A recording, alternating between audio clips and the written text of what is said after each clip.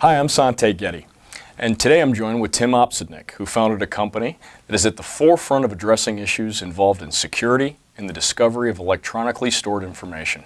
Thanks for joining us today, Tim. Thanks for having me today. Your practice focuses on cybersecurity, data privacy, electronic discovery, and computer forensics.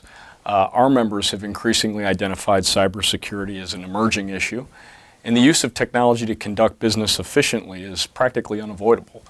Unfortunately, the technology we use daily is vulnerable and can be hacked.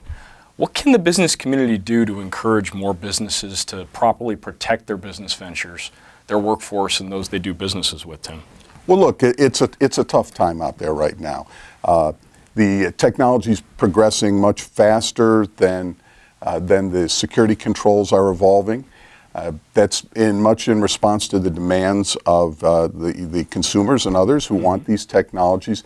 And so it's a tough time. And I think what we need to do is provide support for one another, education, and make sure that our business leaders, our elected officials, our consumers know as much as we can possibly know to make things better.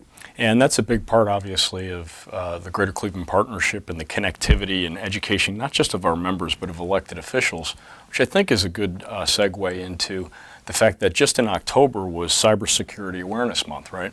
And state legislation, Senate Bill 220, was introduced to incentivize data protection and provide a legal safe harbor to businesses that implement a specified cybersecurity program. The Greater Cleveland Partnership supports this legislation, and Tim played a big role in the introduction of that legislation. How were you involved leading up to the bill's introduction, Tim?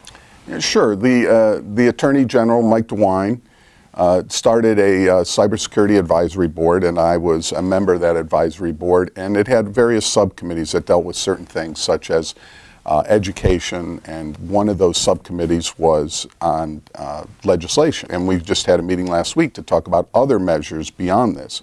Legislation came out of those discussions of that subcommittee of the Cyber Advisory Board. And it sounds like direct business involvement from small businesses, mid-markets, and large, right? Absolutely. Large companies, consulting companies, small businesses, members of the legislature, elected officials. So there was a group of people getting together trying to say, what can we do to incentivize business so that they can do a little bit better job than we're doing right now? Understood.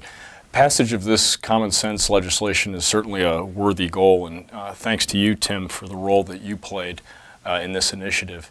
The GCP will continue to proactively engage our members in the legislature on this constantly changing threat to help foster a stronger business environment in the region and beyond.